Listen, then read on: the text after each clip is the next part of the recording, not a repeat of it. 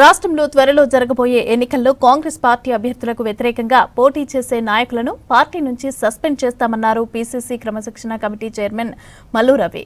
ఇవాళ పీసీసీ క్రమశిక్షణ సంఘం మీటింగ్ జరిగింది. కరీంనగర్ జిల్లాలో పార్టీకి వ్యతిరేకంగా పనిచేసిన వారికి షోకాజ్ నోటీసులు జారీ చేసినట్లు తెలిపారు. ఇక పార్టీకి వ్యతిరేకంగా పనిచేసే వారిని ఎట్టి పరిస్థితుల్లో కూడా ఉపేక్షించబోమన్నారు మల్లు రవి.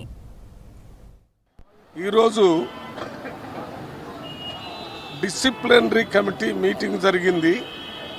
లాంగ్ పెండింగ్ ఉన్నటువంటి కొన్ని కేసులు చర్చ చేసి నిర్ణయాలు తీసుకోవటం జరిగింది.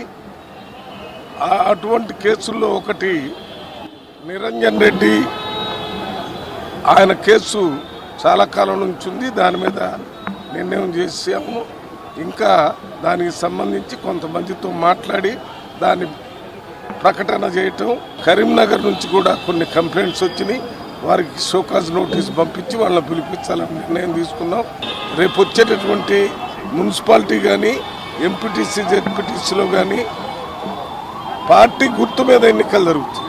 పార్టీ గుర్తు మీద ఎన్నికలు జరిగి బీఫామ్ ఇచ్చినప్పుడు ఆ పార్టీ అభ్యర్థికి వ్యతిరేకంగా ఎవరైనా పోటీ చేస్తే వెంటనే క్రమశిక్షణ చర్యల్లో భాగంగా పార్టీ నుంచి సస్పెండ్ చేయటం జరుగుతుందని తెలియజేస్తున్నాం.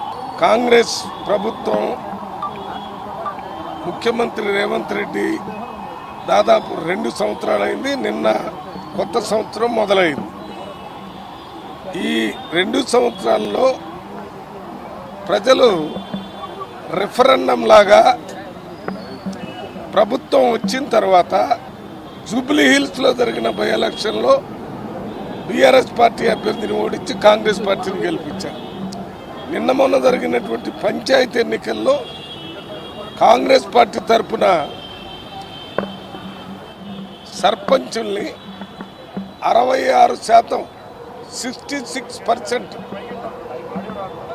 కాంగ్రెస్ పార్టీ అభ్యర్థులు గెలిపించారు. కాంగ్రెస్ ప్రభుత్వం రేవంత్ రెడ్డి చేస్తున్న అభివృద్ధి సంక్షేమ కార్యక్రమాల మీద రిఫరెండం లాగా ప్రజలు అనుకూలంగా ఇచ్చారు. ఎవరున్నా వ్యక్తులు మారుతారు కానీ ముఖ్యమంత్రి పదవి ఉంటుంది. ఆ పదవికి రాష్ట్రం మీద ఎగ్జిక్యూటివ్ ఆర్డర్స్ మొత్తాన్ని నిర్ణయాలు తీసుకొని అమలు చేసే హక్కు ఉంటుంది.